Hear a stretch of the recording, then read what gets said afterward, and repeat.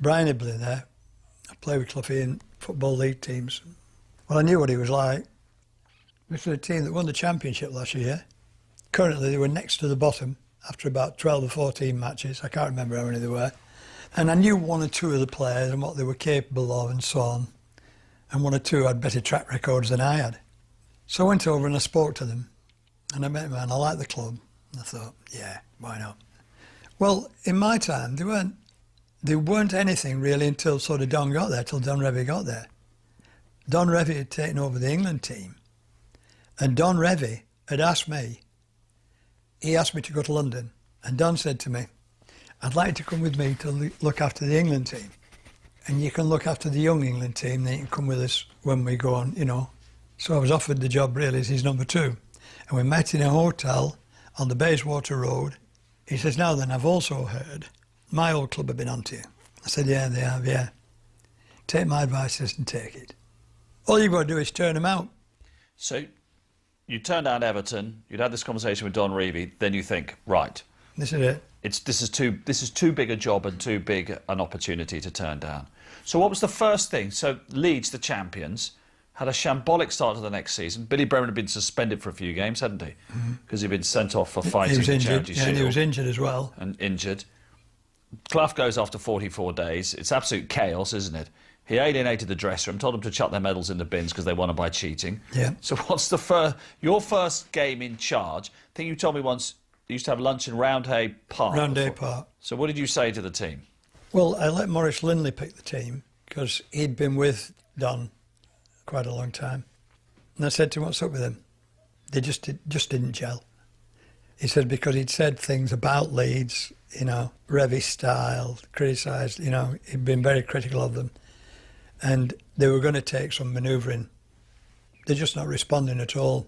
And in the meantime, I led to believe that people like Johnny Giles and Billy Bremner might have thought, you know, they might have done the job. I don't know. Anyway, we sat down at Roundhay Park and he said his words and I watched them all and I was looking at them and they were all looking at me. I said, I'll just say one thing to you, really. Maurice has picked the team. I'm not going to make my mind up about you all until we've been here for a little bit of time. I am the total opposite of Brian. Just ask me one question. Why is this team of international players who win the championship next to the bottom of the first division? Please somebody tell me. Got a few words out of one or two of them. I think we played Arsenal first. They won 2-0. Somebody said, what did you say to those players? Turned it round, what did you say? I didn't tell them, never said. Two bits of sandpaper don't rub together quite so easily. And they pick up such an extent, never a problem about keeping their place in the old First Division, but reached the European Cup final. Well, we did. We came through Europe. Well, in those days, it was a knockout as well. Lose and you're out. Beat Zurich first, then we played Anderlecht. We passed Doja, who actually were quite good. And then, of course, we played Barcelona. Cruyff and Nayskins, they were favourites to win it. We beat them at home 2-1, and we drew one each there. The ball just outside that Barcelona penalty and a chance for Leeds United, and Leeds United have scored. And the stadium has gone absolutely silent. 90,000 people have absolutely lost their voices, and Leeds United have got just the start they wanted. Only 7 minutes gone, and incredibly, Leeds United have scored. So Leeds United lead by 3 goals to 1 on aggregate. And it's going to take all the might of Barcelona and Johan Cruyff now. They were good players and they took us to the final. I mean, see, to beat Barcelona was quite an achievement, really. I must give myself a little bit of... Tactically, we played well, but the players individually were good. And you played Bayern Munich in Paris. They were the great Bayern Munich, weren't they? Yeah. Yeah. You know, the Beckenbauer Bayern Munich, the Gerd Müller Bayern Munich. Yeah. You played really well, didn't you? Yeah, we played well. Couldn't have asked any more. Scored a goal, had a penalty turned down, which it's easy. If you look at it now on the old films, you can see it's a blatant penalty. Beckenbauer fouled Alan Clark. Clarkey coming through on the byline, pulled him down. I mean, see, it was ridiculous. And I remember we had Bob English, our old physio, with us, and I turned to him, I said, we're going to finish up with a draw. So he says, well, I said, I don't think we're going to win this somehow. And within 5 minutes, they scored. So you had the penalty turned down, then Lorimer volleys in a goal, and Billy Bremner is marginally offside in a passive position, as we'd say nowadays. Yeah, doing nothing. It was just Doing nothing. It was unbelievable. Initially, the goal was given, wasn't it? Then Beckenbauer made the referee go and talk to the linesman. That's right. Who'd run back to the centre circle, run back to the halfway line. 20 minutes gone then in the second half, and still the Parc des Princes waits for a goal in this 20th European Cup final. A free kick to Leeds United, taken there by Giles, nodded inside there by Madeley. The ball's up in the air, and the shot there by Peter Lorimer, and that is that. We are 20 minutes into this second half, and in fact the flag is up on this near side.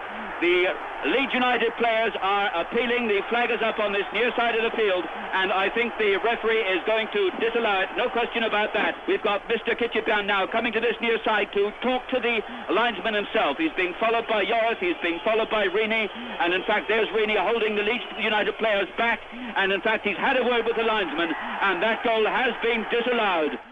Of course, we lost the match. I was livid. I was upset. I was upset for the players. You know, they left the medals in the dressing room. I picked them all up and took them back, and I gave it to them all when we all settled down. They wouldn't pick them up. Do you think the referee was got at? I'll never know that. I can't really believe that a referee can be got at, but it has been known now, of course. Since. Well, it was known with Nottingham Forest in a UEFA Cup a few years afterwards. Let's put it this way. I didn't want to believe that. And what happened was, of course, our supporters, they were sitting by it all. They started, misbehaving. Well, one or two of them did. Consequently, there was eruptions afterwards. And more missiles are coming on now, and a Leeds fan has jumped over the touchline, has jumped over the wall rather, and is being restrained by at least a dozen people as the ball is back in play again. You don't know what to watch here, the terraces or the field, and that fan is dragged away. 10 minutes of this European Cup final to go. Leeds trailing by 1-0. The scorer, Franz Ruth, for Bayern Munich. And Leeds are under pressure again as the ball is slid into the middle. The ball has made it through, and Leeds United are dead now. Gerd Müller takes the congratulations of the joyous Bayern Munich fans. And Leeds, after waiting 10 years, see the European Cup snatched from their grasp. Bayern Munich 2. Leeds United 0, a sad night for English football. We finished up with a 4-year ban from Europe. You didn't say anything in the immediate aftermath of the game to the press, the people. Well, I knew, because I knew what happened. Did you have to count to 100 and swallow hard and think, No, I'm quite good. Much as I want to, I'm not going to say anything? No, I'm not too bad at holding my temper. But you admitted you were livid. I've never heard you say you've ever been angry before, Jimmy. I was upset for the players and the spectators. I was upset for them all. I thought they deserved to win it. We got the 4-year ban, and I thought, now what am I going to do here? So I went to the board and I just said to them, we should appeal against this. Oh, wasting your time. They all said, wasting your time. And nobody wanted to do it. So I said, well, I'm going to appeal against it. And I always remember Bob Roberts, who was one of the directors, said, well, that's up to you. If you want to, but we're not standing anywhere, but it's up to you. So I got my air ticket, went off to Geneva. I got it reduced to 2 years. At least the secretary paid me my airfare back. I knew then that was the time when I was going to have to make changes in the team. I didn't officially get sacked. It wasn't so they sacked me. We got 3 new directors, and the new directors said we were 7, changed a few of the team over. You can't change a team over like we had and lose Bremner and Giles and Hunter and Lorimer and Joris. We can't do it. I said, you just can't do it. I said, I can't replace them, never mind anything else. I said, gradually, it's one at a time, a bit at a time, which is what we're doing. I brought 4 players in, they all did it for us. And we were doing okay. And I thought, things are starting to look good. We got a youth team going. These young directors were saying, well, I said behind my back when I wasn't there apparently that it's not the same Leeds, as it had been. And I could see that there was a bit of anxiety. And I've been there, 4 years? My contract ran out in November, 1st of November, end of October. And it was then June. I said to the chairman, I don't want to start committing myself. Because I've got elderly parents, kids in school, wife's nursing, friends all around me in Blackpool. I said, I don't want to start committing myself until, if you're going to give me another contract. Contract ends in another 5 months. I'll be signing on for a 4-year deal. And he said, well, I'll ask him. I said, well, they either do want me or they don't. It's as simple as that. Anyway, in the end, he said they won't extend your contract. So I said, in that case, then it's better if we call it a day.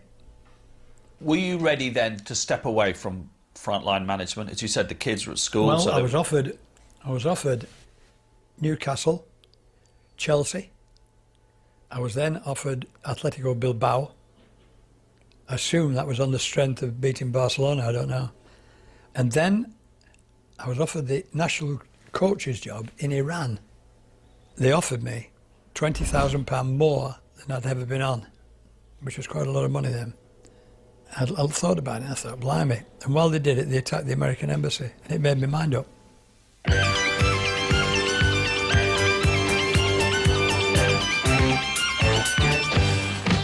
Paul Doherty, who was running Granada Television, said, would you come and do 1 or 2 shows for us? So I did. I went and did 1 or 2 shows. He gave me a few bob, and it taught me a little bit about, you know, how television worked. And then I saw myself on television, and I thought, oh no. Frankly, I didn't like what I saw. I thought it was all right, but Paul knew I wasn't over keen on it. And then out of the blue one day, John Helm, who was at BBC Radio 2, which was just up the road, because by then I was working at the Daily Express. Mike Dempsey had taken me on as a part-time sports reporter. And John Helm came to me and said, look, next Saturday, why don't you come with us? So where are you going? He said, Manchester City. I said, I forget who they were playing. I think it was Crystal Palace, Southampton, one of them. He said, would you be interested in doing the summariser's job? And I said, yeah. And the rest is sort of history. As soon as I sat down, I felt totally relaxed and comfortable. And I've never been on edge all the time I've been on broadcasting. Even when we've had, you know, some very difficult moments.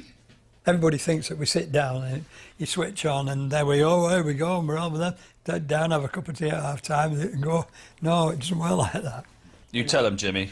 Yeah, well, we've had scenarios where, I mean, so there's 2 or 3 I always remember. Somebody asked me what's the most difficult summarising job I've ever done. It was the World Cup final in America, Italy and Brazil. Alan Green, Mike Ingham and myself. No cover in the open air. I don't know what the temperature was. It was boiling. And we were in the sun, and we can tell what it was like. They brought ice buckets for us. And we were putting them on our heads and on our necks. It was so bad, you could hardly, you know. I've watched better matches in the Lancashire combination. You know, there was no flair with it. It was 0-0, it went to penalties. Italy, really, they should have won it, but they didn't. Di Baggio missed the penalty. I bet he's lived with that. This could be a nightmare for Roberto Baggio now, because if Roberto Baggio doesn't score with this penalty against Claudio Taffarel, Brazil, for the first time in nearly a quarter of a century, will be champions of the world. Roberto Baggio over the bar! Roberto Baggio puts the ball over the bar. The World Cup ends in victory for Brazil, and one of the stars of the tournament, Roberto Baggio, hangs his head, and Brazil all over the stadium. We see yellow, we see blue. Roberto Baggio has missed. Well, that was incredible that Baggio should miss. But even the great players feel tension in a moment like this, and he put the ball way over the top. When I looked immediately at the Italian players. They just fell disconsolate to the ground. It was so uncomfortable.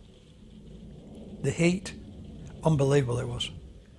And once you'd got into broadcasting and journalism, was it a bit of a relief to be away from the pressure of day-to-day management? Was it nice to be able to have a bit more family time, and, you know, your kids were growing up and you could arrange your home time more to your needs than to a football club's needs? Yeah, well, it's very tiring. Football managing is very tiring. You know, I'd be quite often sat down in front of the telly here, and they'd all be watching whatever it would be, and I'd be thinking, well, I hope Eddie Gray's going to be fit this weekend, you know, and then I can move Tony Curry to there, and, you know, yeah, you do that when you're a manager. As a schoolboy, one day you hope you play in a cup final, or you play for your country. And that dream comes true, it makes it worthwhile. As a manager, again, it's a terrific honour to be in charge of your country's football team. You had a big role in appointing both Terry Venables and Glenn Hoddle. How much did you enjoy being part of that FA team which appointed those managers? Well, it wasn't a team, it was me. Because, particularly with Terry, I'd seen what had happened to the England team. I've never lost interest in that, ever. And so, consequently, I looked round and thought about it. You won't believe this. We went round. I remember us going to a cup tie at Grimsby. I was doing the commentary. And I kept my radio work going all the time. We pulled the BBC van up. A few people came round when I got out. I said, "Are you all football supporters?" Yeah, I said, "What would you think about Terry Venables as England manager?" To a man, they all said, "Oh, yeah, great, up front, you know." I said, "Have you any downs on him, you know, at all, or anything?" "No, he's the kind of man you need, all this sort of..." And wherever we went 2 or 3, so I did it in 2 or 3 different grounds. The football supporter, you see, has an enormous part to play because they influence so many things. It's like the politics. When it comes to voting time, everybody becomes crucial. And with Venables, there was few on the FA who were not keen on him for some reason or other. And of the panel of 5, it was 3 against 1.5. And that was the one who really stuck out for him. And in fact, in 1996, we should have won it. Should have won the Europeans. That was the day when poor old Gareth Southgate missed the penalty, and I was in the stand. I had to bite my tongue then. It goes to the sudden death, and Gareth Southgate, who has been magnificent at the heart of England's defence, now has to score a goal to keep England going in the European Championship. Here he comes. Oh, and it's been saved by Kopka. Kopka dives to his right. We were the best team in that tournament. We should have won it, and we didn't. Why could you not persuade the FA to give him another contract? I forget who it was rang me up to tell me that you better come down here. Terry Venables, I spoke to him as well. I don't think they're going to keep him. Whoa, just a minute, you know. We just lost in the semi-final, and that wasn't too bad, you know. And that was the beginning of the end. There was 1 or 2 didn't want him to start with. I must be fair, they never flinched. Was that because of his business dealings? Was it more that? Yeah, a bit of that as well. And I had people send me letters about him and so on, you know. And so it was summertime, and in 2 months we were going to be playing Georgia in the World Cup. So I had to get on my bike quick.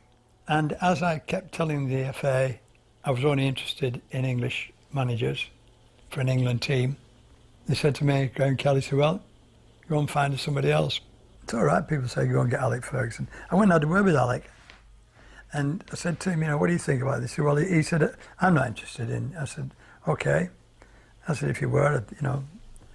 Straight out, not interested? No, he wasn't interested. Ever? No, he wasn't interested, no. And Glenn was doing nothing. And of course, you know, he'd been a manager, he'd been at Chelsea. He'd done all right. I had a long talk to him. I met him then, and I met him on a car park and told him, "I'm going to recommend you have the job if you want to do it." I said to them both before they started, if there's anything untoward we should know about before we do this, we might as well get it out in the open first of all. If there is anything, the media will find it. I won't need to get Scotland Yard out. They'll find it if there's anything untoward. Comes with the job, that's part of the territory. Here. And they both told me, you know, there's nothing to bother about. And we went on, we were doing very well, and we did well in the World Cup. We lost on a penalty shootout again to Argentina, who we should have walloped. That's life. I said, "Glenn, you know, we've had him all these things," shook hands with him. I said to him, "Well, we'll pick up again in August, you know, see how we go when we go for Euros, you know." Final thoughts on the game that you love, where it is today, and what you would change about it if you could. Somebody asked me about 2 weeks ago, what about, do you wish you were playing now? The pitches are better, the kit's better, the actual preparation is better. I've got to believe that. The treatment of injuries is better, the money's better, and you asked me, do I wish I was playing now? And we might look on the present day players as having frailties. I'd like to see the game toughen up a little bit. I would. all things change. You know, one thing I've learned as I've got older is all things have changed, and invariably it's been for the better, despite what people say. And yet, you know, I believe I might have lived at the best time. How would you like to be remembered? I don't know, really. Does it really matter? I've always tried to be loyal. You know, I've never left Blackpool in that respect. And how have you found the reaction to you from my generation downwards, who doesn't remember you playing, but always remembers you on the radio and writing the newspapers? So, you know, we know about you from the history books, from the record books, from old films, and obviously we don't know you as the footballer. How have you found the reaction towards you from that generation downwards? Somebody asked me once, and they said, when you see yourself now, you know, and said, don't you wish you'd have had all the television programmes they had, you know, when you were playing? And I thought about it for a minute. I said, I'm not so sure, really. I said, it's probably better to let them think I was a half-decent player.